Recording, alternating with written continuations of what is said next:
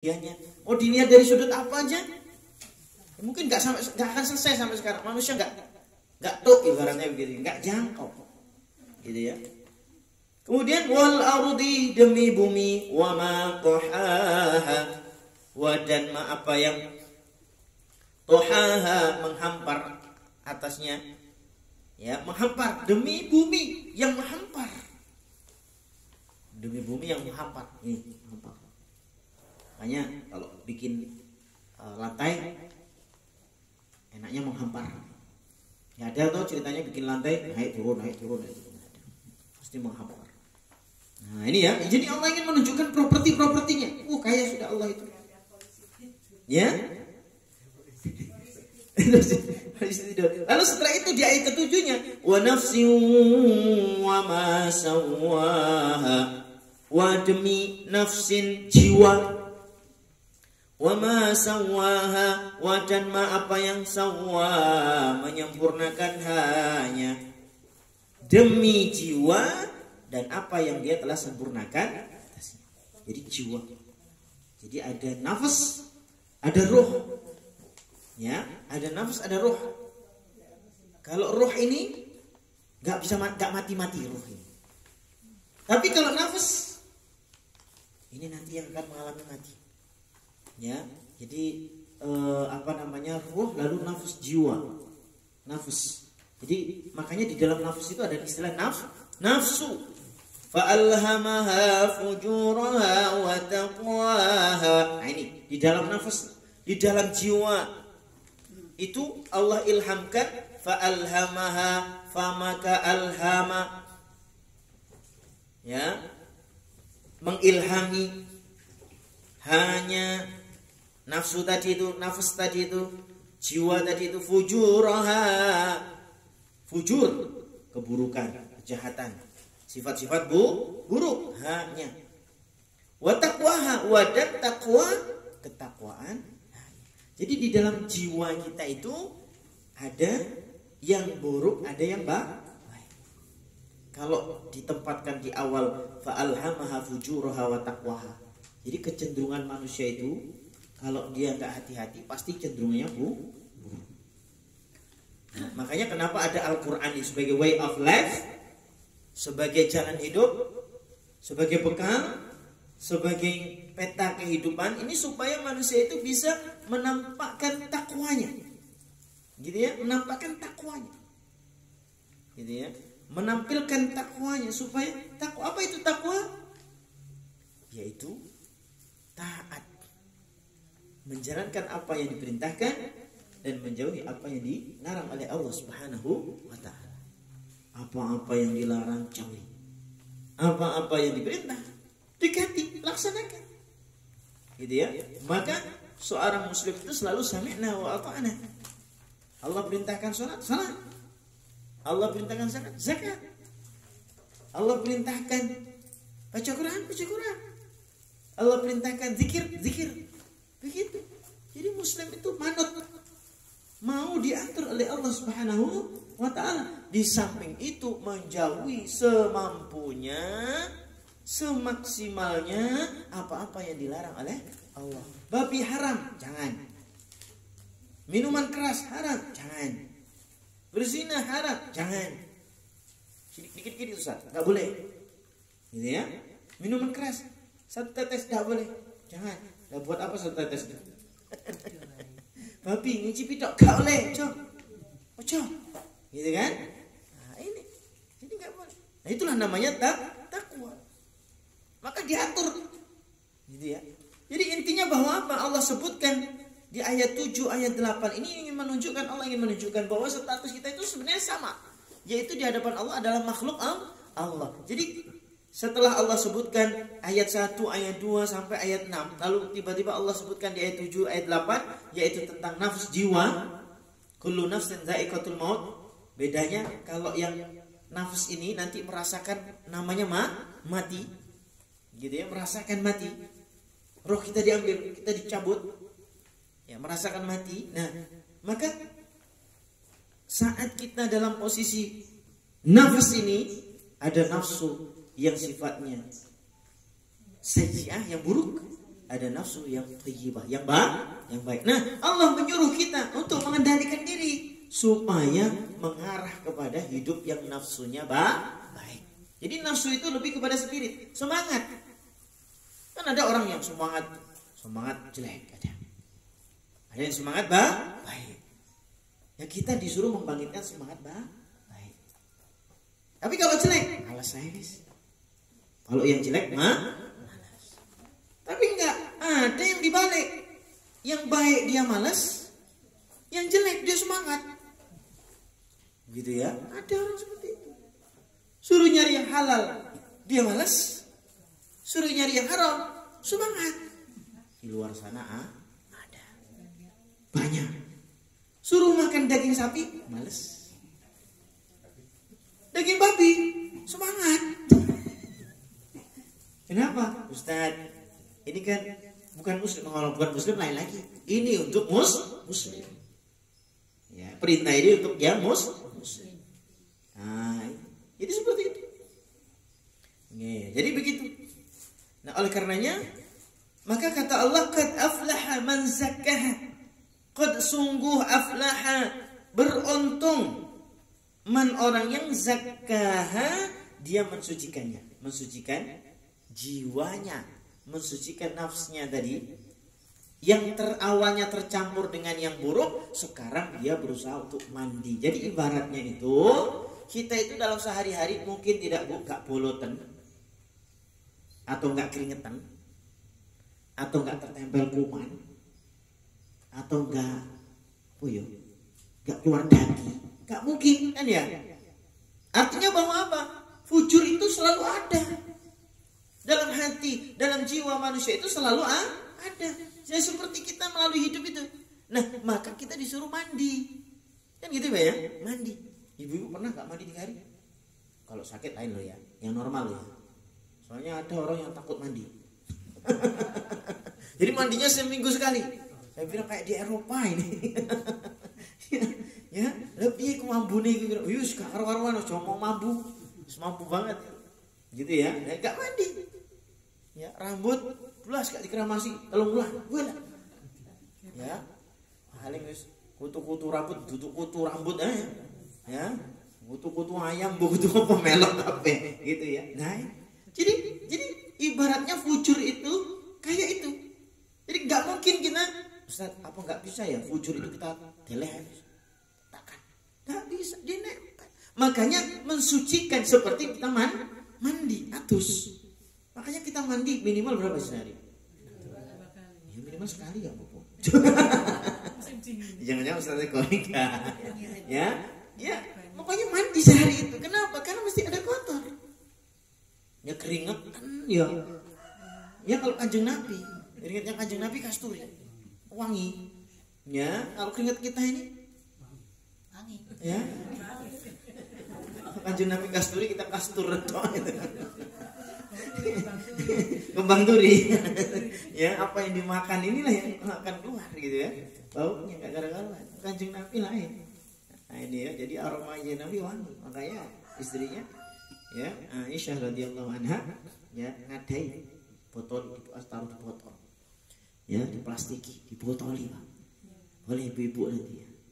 Ya, dibotoli suaminya pas tidur itu keringetan botoli. Nah, ya. Kayak balsam ya. Kayak juga. Kayak fresh kan, Pak. Nah, begitu ya. Jadi masalah. Jadi intinya kita itu statusnya sama seperti makhluk Allah yang lain. Kayak matahari, hanya saja matahari, bulan, mereka tidak ada nafas. Kan gitu ya. Kita ini ada nafas. Jadi kita statusnya. Maka kalau ada orang kok nyembah matahari, keblinger dia salah. Kok dia nyembah bulan, dia salah juga. Keliru. Itu makhluk Allah semua. Maka nyembah yang menciptakan matahari, menyembah yang menciptakan bulan, menyembah yang menciptakan malam, menyembah yang menciptakan langit, bro. Jadi jangan nyembah langit, jangan nyembah bumi. Nanti bikin gundukan, disembah. Apa yang muncul dari bumi, pohon, disembah. Liru. Ini kita bicara konteks Islam. Jadi kalau ada kok muslim ngakunya Islam, KTP-nya Islam, kok masih kadang datang keringin, dukun, datang ke mana? Apa istilahnya ya? Ke pohon gerumbul, ke batu besar, keramatkan batu besar, lalu kemudian masih ya gimana gitu ya? Dia mengagungkan itu dengan maksud ritual dan sebagainya, berarti dia keliru besar. Padahal Allah tadi mensejajarkan mereka itu sama-sama makhluk Allah. Gitu ya. Dia yang disembah harusnya yang menciptakan, Khalik, yaitu Allah Subhanahu wa taala. Jadi sungguh beruntung orang yang mensucikannya. Beruntung orang yang mensucikannya. Ya, ini ya. Tapi waqad khaba man dassaha, dan qad sungguh khaba, telah rugi man dassaha, orang yang mengotorinya, rugi yang mengotorinya. Yang mengotorinya rugi. Artinya apa? Itu tadi dia nggak pernah mensucikan hatinya. Ya, bahkan pernah Rasulullah Shallallahu Alaihi Wasallam ya mengajarkan satu doa. Wah, ini sangat bagus sekali. Ya. Dan ini diriwayatkan oleh Imam Muslim di dalam tafsir Ibnu Katsir. Doanya ibu hafalkan ya, bapak hafalkan. Allahumma inni a'udzubika. Ini mesti hafal nih ya. Allahumma inni a'udzubika. Allahumma inni a'udzubika. Ya Allah, sesungguhnya aku berlindung kepada Engkau, kepadamu. Minal ajzi. Min dari al-ajzi. Lemah. Dari kelemahan. Kelemahan apa? Kelemahan ilmu, kelemahan iman, kelemahan ibadah, kelemahan sedekah, kelemahan pokoknya yang buruk-buruk deh lemahin. Ya, lemah syahwat itu juga enak. Itu ya, lemah itu gak enak, lemah. Ya, mau misalnya ya tiba-tiba ototnya nggak ada, kakinya nggak ada ototnya, lemah. Bahasanya lumpuh, gitu. Enggak lumpuh, enggak sampai lumpuh, Pak. Lemah. Lemes. Mau jalan itu lumpuh.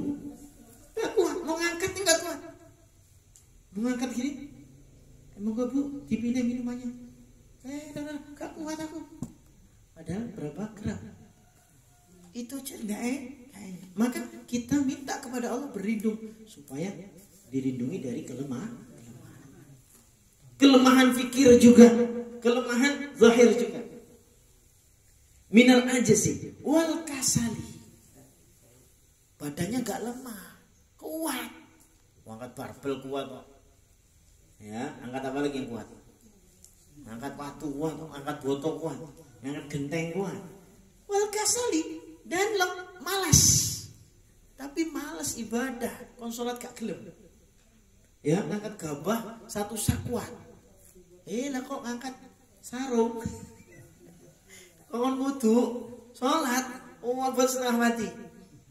Ditanya, "Nah, kok jenengan mboten salat?" Aduh, kesel aku. Pas giliran salat kesel, ngangkat karung goni ora kesel. Nah, ini berarti kebalik-balik ini. Ya, malas. Ya, maka malas ini tidak disukai sama Allah Subhanahu wa taala. Malas dalam hal ibadah utamanya. Kalau malas dalam aktivitas dunia ini ya rugi dewe.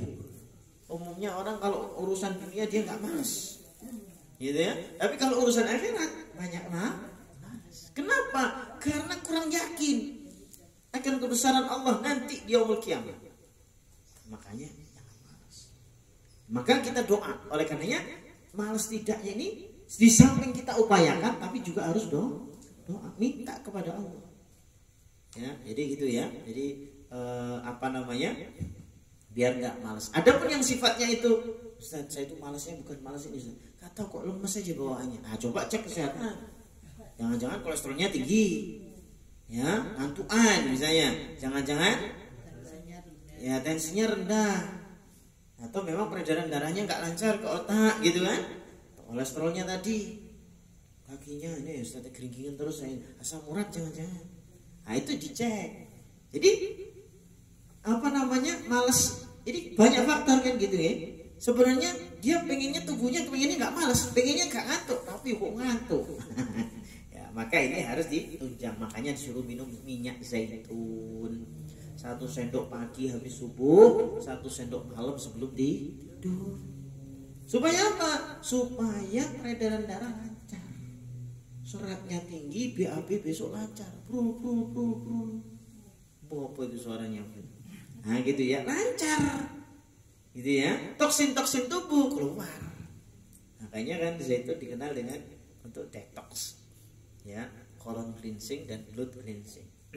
Zaitun minum Pak, ya, extra virgin olive oil. Jadi bikin minyak goreng minum extra virgin olive oil, ya, yang namanya extra virgin olive oil. Minum 1 sendok pagi, 1 sendok malam. Minyak goreng. Oh, minyak goreng. Minyak goreng jelantah lagi, bahaya Pak, malah nambah. Niku minyak berkhasiat, minyak yang akan melawan apa itu? LDL ya istilahnya. Ya, minyak apa? Kolesterol jahat gitu. Itu kolesterol baik gitu. Jadi minum. Saya selalu minum, alhamdulillah minum. Madu jangan lupa. Habatus sauda imunitas. Minum. Jadi jangan dianggap obat. Ada yang anggap bahwa zaitun itu dianggap obat, madu dianggap obat, terus habatus sauda dianggap obat. Akhirnya apa? Diminum pas sakit. Salah. Itu bukan obat, itu makanan sehari-hari.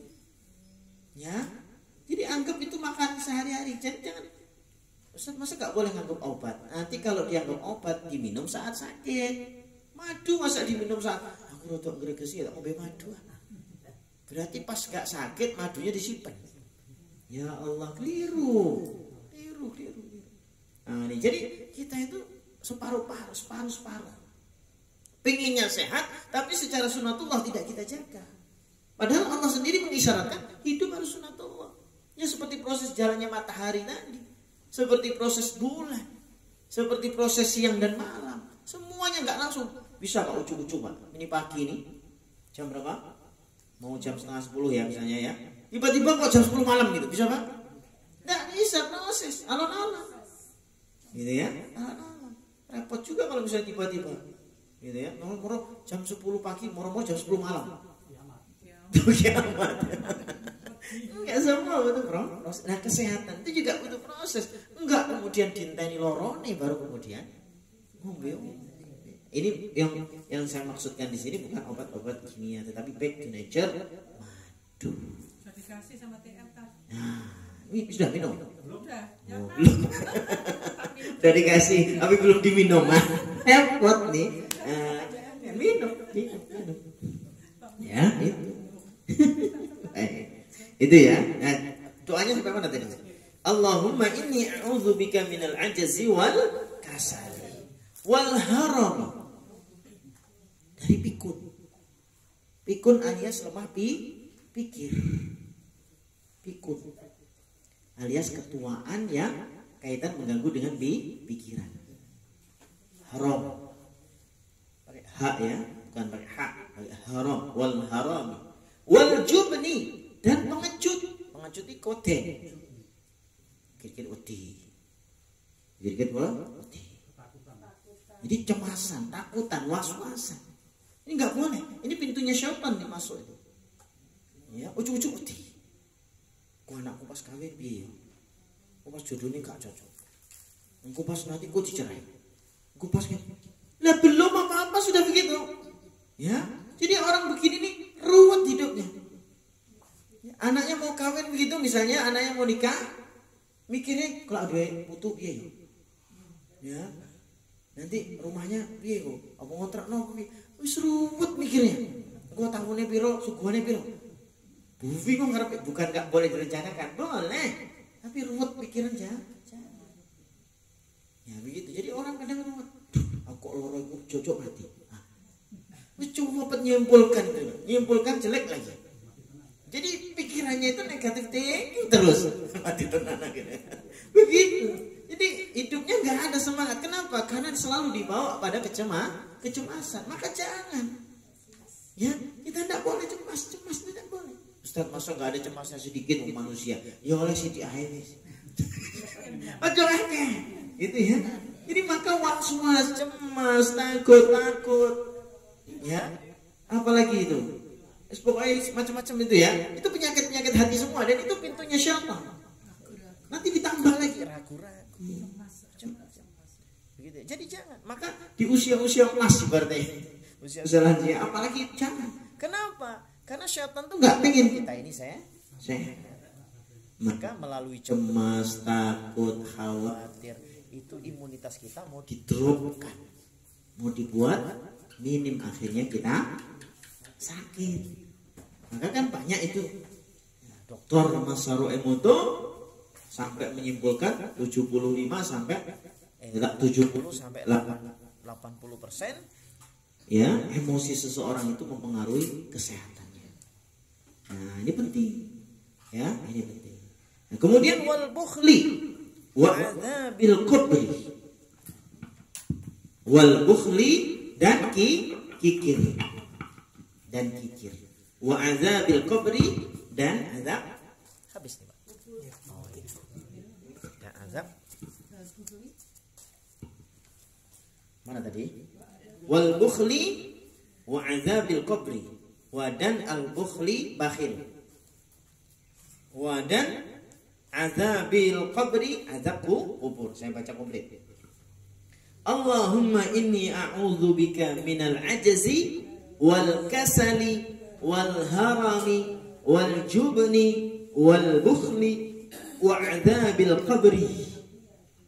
Ya Allah, sesungguhnya aku berlindung denganmu dari kelemahan, dari kemalasan, dan dari kepikunan, dan kepengecutan alias kecemasan, ketakutan gitu ya, dan dari kekikiran, dan azabku kubur. Jadi azabku kubur. Kenapa kok azab kubur terakhir? Iya jelas. Oh, nanti kalau udah lemah, ilmu agamanya lemah, imannya lemah, ya kan larinya ke kubur. Wal bukhli, bakhil. Lalu ada lagi lanjutannya agak panjang dikit nih. Allahumma ya Allah, ati nafsi taqwaha. Ya Allah, ati datangkan nafsi untukku taqwaha, ketakwaan. Jadi ini nyambung dengan kaitannya dengan tadi. Ya, jadi ketika Rasulullah menjelaskan menerangkan supaya qad aflaha man zakkaha, maka Nabi mengajarkan doa ini. Ya, supaya apa? Supaya bisa menghiasi jiwa dengan takwa. Tapi minta ke Allah. Allahumma ya Allah, ati nafsi taqwaha. Gitu ya. Nah, jadi Allahumma ya Allah, ati nafsi taqwaha. Gitu. Datangkan nafsi untukku takwa, ketakwaan kepada Allah. Wa zakkiha, wa dan zakkiha, bersihkan, sucikan ya, anta, bersihkan ya Allah jiwaku gitu ya, bersihkan jiwa ini. Anta, engkau ya Allah, khairu, yang terbaik, man zakkaha, yang zakkaha, membersihkan jiwa. Wa zakkiha anta khairu man zakkaha. Ini salah satu doa untuk tazkiyatun nafs, supaya untuk meresihi atau membersihkan hati, jiwa. Anta, engkau waliyuha apa? Pelindung jiwa. Wa maulaha, wa dan maulaha, penguasaan atau penguasanya jiwa itu. Engkau yang melindungi jiwaku ya Allah, dan engkau pula yang memiliki atau yang menguasai jiwa. Ada lagi ya, panjang doanya ini, tapi biasanya ada yang dibaca sampai adzabil qabri. Ya Allahumma ya Allah, inni a'udzubika, inni sesungguhnya aku, a'udzubika, aku berlindung denganmu, min qalbin, min dari qalbin, hati. La yakhsha'u, la yakhsha, yang tidak khusyuk. Nah, nanti insya Allah saya masukkan ke YouTube. Nanti di deskripsi itu insya Allah mudah-mudahan ini bisa saya tuliskan ya, dibuka di deskripsi doanya ya. Mungkin lengkap saya lengkapi dengan transliterasi Indonesia ya. Nah, transliterasi ya Indonesia Latin ya, Latin Indonesia Latin ya. Insya Allah nanti kalau misalnya nggak nutup nanti bisa disimak. La yakhsha'u. Jadi Allahumma inni a'udzubika min qalbin la yakhsha'. Biasanya begitu bacanya. Ya Allah, sesungguhnya aku berlindung denganmu dari hati yang tidak khusyuk. Hati kita sering khusyuk apa tidak? Sering tidak ya. Wa min nafsin la tashba', dan dari jiwa yang tidak pernah merasa puas. Dari jiwa yang tidak pernah puas. Ya, sudah jabatan tinggi pengen jabatan super tinggi. Ya. Sudah kaya pengen kaya lagi. Gitu ya. Sudah punya istri? Ini Pak siapa biasanya? Pak Muji. Kalau Pak Muji, enggak, Pak Muji pendiam setia beliau. Alat tidur diam ya Bu ya. Apa-apa itu kan musik pengantar tidur ya. Oke. Terus wa ilmin la yanfa', dan ilmu yang tidak bermanfaat. Wa da'watin la yustajabu laha, dan doa yang tidak dikabulkan. Aku berlindung ya Allah kepadamu dari hati yang tidak khusyuk, dari jiwa yang tidak pernah puas, dari ilmu yang tidak manfaat, dan dari doa yang tidak dikabulkan. Jadi berlindung kepada Allah supaya intinya apa? Supaya bisa memiliki hati yang khusyuk, supaya bisa memiliki hati yang puas, supaya memiliki ilmu yang manfaat, dan doanya dikabulkan, selalu dikabulkan oleh Allah SWT. Intinya begitu intinya doanya. Ya nanti aja lah di deskripsi nanti bisa disimak, dibuka ya kalau nggak sempat nulis. Takutnya tulisannya keliru, takutnya agak panjang dikit. Tapi biasanya ada yang baca ya, untuk harian itu biasanya ada yang baca sampai Allahumma inni a'udzubika minal ajzi wal kasal wal harami wal jubni wal bukhli wa adzabil qabri. Biasanya ada yang sampai situ. Ada yang nggak baca juga ada. gitu ya. Kita termasuk yang baca insyaallah. Gitu ya. Jadi begitu. Jadi waqad khaba man dassaha, dan sungguh merugi orang yang mengotorinya. Mengotori apa? Jiwa. Mengotori jiwa. Waqad khaba man dassaha, wa dan qad sungguh khaba telah merugi man dassaha, orang yang mengotori jiwa. Mengotori jiwa. Mengotori dengan apa? Ya tadi itu. Seperti doa tadi. Mengotorinya dengan kelemahan ibadah, kelemahan iman, mengotori dengan kemalasan ibadah, gitu ya. Kemalasan dalam mengkaji, memahami Al-Quran, kemalasan zikir, kemalasan ibadah. Ini juga. Ya, kemudian apa lagi? Yang kaitannya dengan pikun, mudah-mudahan kita dilindungi oleh Allah dari kepikunan. Kan pikun ini kan repot.